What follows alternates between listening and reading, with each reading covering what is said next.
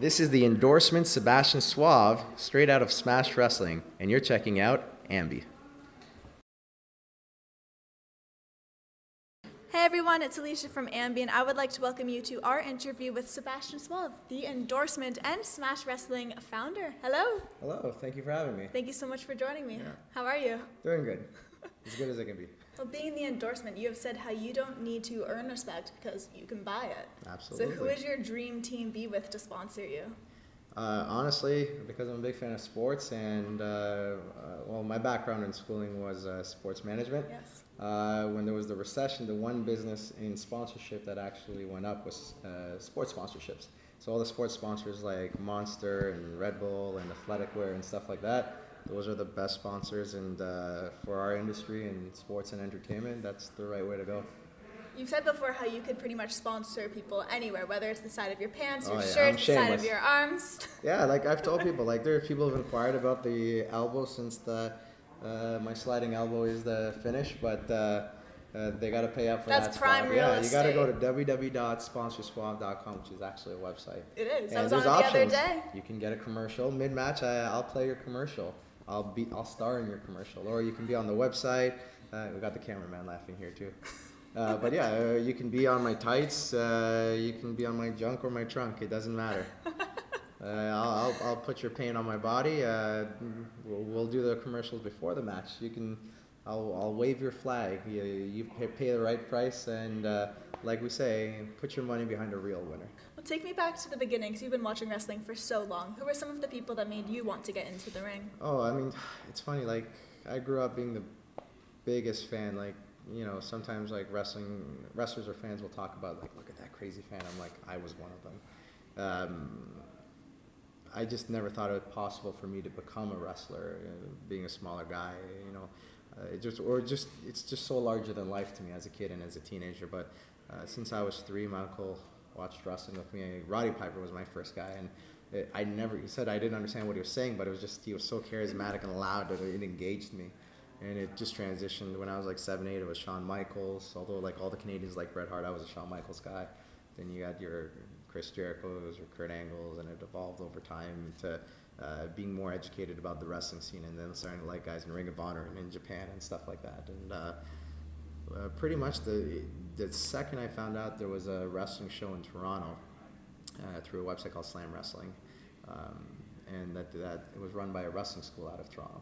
The idea that there's a school in Toronto and I could possibly attend, I couldn't compute that before that day, and then I looked into it right away, and you had to be 19 or older unless you had consent, and I knew I wasn't going to get consent, so I just counted down the days and saved the money, and the second it became a possibility, I was all in for that.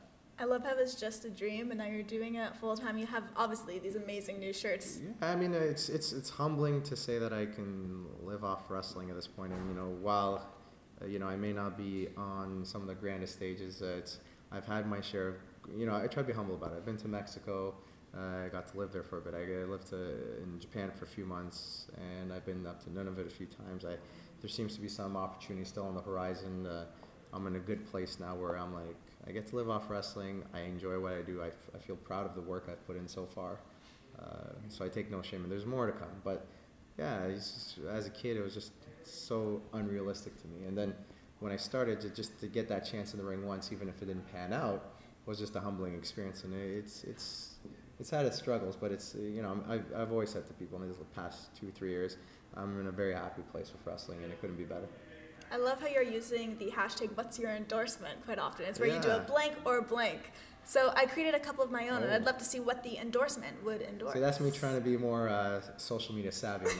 I see everyone else doing it, and like sometimes I'm too busy just plugging Smash, or like hey, here's my picture of my baby, my 2-year-old for the 100th time. I'm like, maybe because at the end of the day, there are a lot of really cute photos. Yeah, but at the end of the day, I'm like, respectfully, most people follow me because I'm a pro wrestler, and like therefore the topic of discussion, like I talk about sports all the time, and there's key people, fans or wrestlers who love sports too, so we'll talk about it. But I'm like, at the end of the day, it's the wrestling question, so like as long as I can tie in that "what's your endorsement," that I've got the wrestling crowd engaged. It's clearly working. I caught on to it. So I have a couple I'd like to see go. what you'll endorse. pancakes or waffles? Ooh, we went over that, and That's the one that you I tweeted chose not out. to respond to be neutral. Exactly.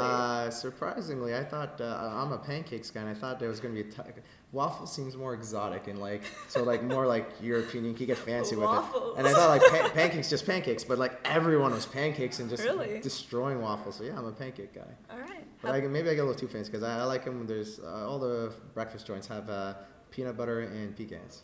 Okay. So that's my 1-2 combo. How about vinyl or MP3s? Sadly, as much as I've had a lot of love for music, I was never a vinyl guy. I wished I was a vinyl guy, so it's been MP3s for me. Converse or Vans? Because I worked at Foot Locker for a year, and you got great deals, and Converse are already stupid cheap. They were even cheaper. I rocked a lot of Converse. Windows or Mac? Because I've had Windows, and every time I had to use the Mac in the college library, I couldn't find the shift key. It's the Apple, not the actual shift. Yeah, I can't do Mac. So. And for the last one, Marvel or DC? Definitely Marvel, and not only do I love both, but I've been really engaged into a lot of the Marvel guys, and right now, Marvel has Agents of S.H.I.E.L.D. and DC has Legends of Tomorrow. I'm watching them both at the same time, and Marvel definitely is killing it. I love how each of those answers had a Has a reason. fantastic explanation. I've done this in other interviews too. I can't just say yes or no. It's like a truth or dare, yes or no. I'm like, I have to explain why. Maybe I'm so like. People need to understand. Yeah, where I'm coming from. It's passion, showing passion. Being a music website, you must discuss something else that we are passionate about, which is music. Yep. When you're getting amped to either step in the ring or if you're training, who are some people that you listen to? Honestly, I've had my phases. Like growing up, I was always big into rock. I grew up on like Korn and System of a Down and stuff like that. So, and it's funny. I lost my iPod a while ago, and I knew it was in my house, but it was somewhere in storage, and I brought it back out, and I'm like, oh, everything's outdated, and now, but now it's actually a retro feel for me. So I'm listening to like, yeah, this is my jam. This is the stuff I used to listen to. These kids listen to this crap, so now I'm starting to listen to all my old stuff. Like I don't want to download something new. I want to listen to System of a Down when I'm lifting. And I actually got into hip hop later in my like college years, but more into like the old school stuff, like older guys like KRS-One and Nas and stuff like that. So a lot of storytelling kind of stuff. So some of that still pops up on my iPod too. So I'm very flexible. I even had a phase where I got into like techno and trance. Okay. But the only thing I could never do is country, and I'm not gonna say country sucks. It's just I just can't do it for the life of me. Yep. Even when I go to like bars with friends and everyone's like, yeah, and I'm like, I can't do it. No. I'll have a beer with you, but let's go outside and talk. But I try. But yeah, I think a big part of my upbringing was the rock culture, and it's nice to catch up to some of the newer stuff. I think like the problem for me was I wasn't educated with a lot of the new stuff that's out there, just being so consumed by work that you're just saying like, well, I became the 80s guy where I'm like, the 90s rock, then everything else sucks. But then like now I'm like, well, hold on, people are making references, and a great example is like I heard of Every Time I Die, and Andy Williams is a good friend of ours here at Smash Wrestling, and I was at his concert last night, and the more rather than casually like, hey, I've heard of those guys once or twice, it's consuming their music, and it's something like you have to have a great workout to Every Time I Die. The energy's there. Absolutely. Yeah. The first thing that I noticed as soon as I came to a Smash Card is everyone was so friendly. It's like you were welcoming me into your family, and you guys are just absolutely amazing to work with. The passion completely shines. Yeah, I'll never brag about that. It's because I felt like it's always the guys like Braxton Sutter. He always says that about here. Like he's like, I love the staff here. The staff's just like nowhere else. They're our friends. They hang out with us. Yep. We go grab a drink after.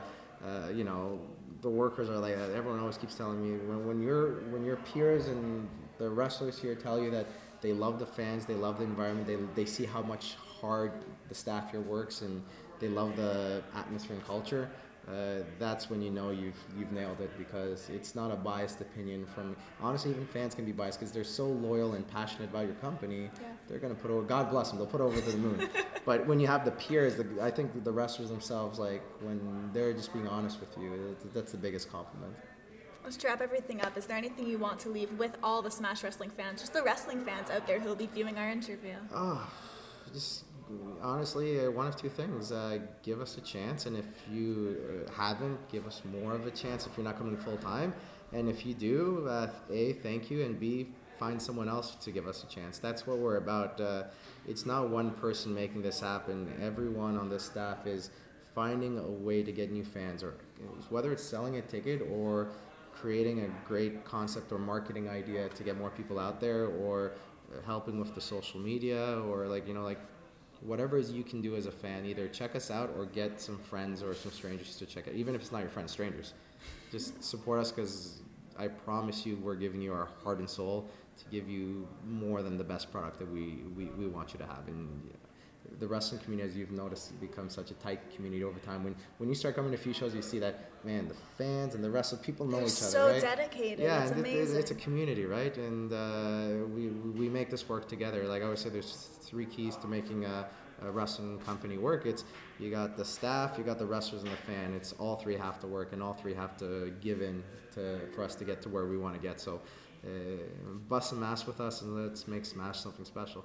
Absolutely. Everyone, if you have the chance, bring your asses down here, because a Smash Wrestling card is so much fun. I can totally vouch that. So what you're trying to say is put your money behind a real winner. Oh, absolutely. The endorsement, everybody. Thank you so much for joining me. Thank you very much. Of course. And remember, to everyone viewing, you can visit us at musicblogger.com for all exclusive interviews, features, videos, and so much more. See you next time. AMBY out.